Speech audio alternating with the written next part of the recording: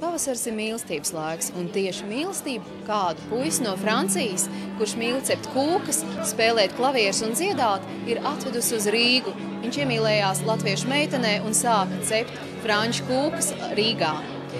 Mēs šovakar pamēģinājām, kā tad ir jābūt izceptai īstai franču kūkai, kā viņai ir jāgaršo, kādai viņai ir jābūt noformētai.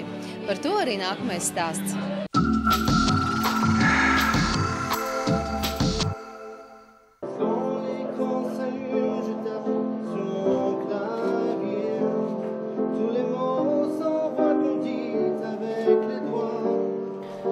Francija ir slavena ne tikai ar pasaulē atpazīstamiem simboliem, bet arī ar romantiku, kaislībām, izsmalcinātām un gardām kūkām, kas ar mīlestību tāpat tepat par mazo Parīzi dēvētajā Vecrīgā. Franči, man liekas, vispār atšķirās ar šo savu īpašo attieksmi pret visu. Viņam jebkurš rituāls ir īpašs. Un beķerija un kūkas, man liekas, viņiem nekādīgi neatšķirās no tā. Tad, ko varētu teikt? Es domāju, ka pirmkārt tā ir mīlestība pret dzīvi, tās ir garšas, ko arī šī nosaukums guva nozīmē garša. Franču kūku cepšana ir mīlestības rituāls, kas relaksē un uzjautrina.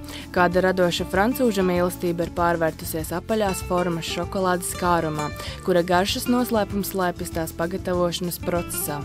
Lai pagatavotu franču kūku, nav nepieciešamas priekšzināšanas. To var izcept pat bērns. Ir nepieciešamas 4 sastāvdaļas – cukurs, olas, ūdens un milti. Pēc tam to visu sajauc, liek cepeškrāsnī un pasniedz. Kūku cepšanas konkursā piedalījās sabiedrībā atpazīstami cilvēki.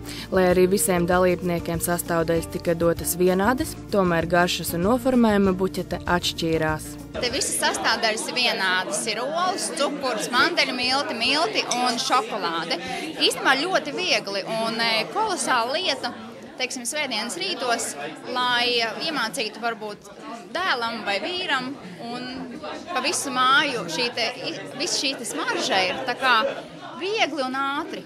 Laikam vienīgam ir šis keksiņš balts un šokolāde ir ielieta tikai tādās stremelītēs pa vidu, lai varētu būt gan pat kūciņa, gan arī pārsteigums.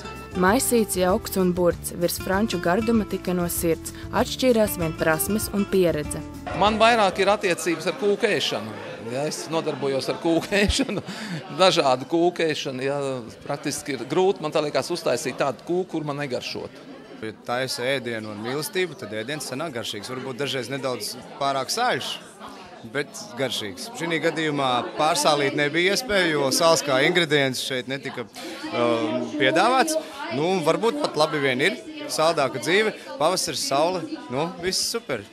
Vakara gaitā bija iespēja baudīt franču mūziku, vīnu un gardumus. Arī mūs, kā visa saldā ekspertus un zinātājus, aicināja vērtēt franču kūkas tapšanas procesu. Par skaistāko franču kārumu tika atzīta uzņēmējas Marikas Ģedertes kūka, taču par gardāko un baudāmāko tika atzīta dejotāja Rolanda Steinberga kūka Ezītis miglā. Iespējams tāpēc, ka šajā noformējumā bija ezītis, taču nebija miglas, eksotisko vīrieti žūrija atzina kā labākās franču kūkas cepēju. Šis gadījums ir būtisks apliecinājums, ka ne tikai vīrieša mīlestība iet caur vēderu.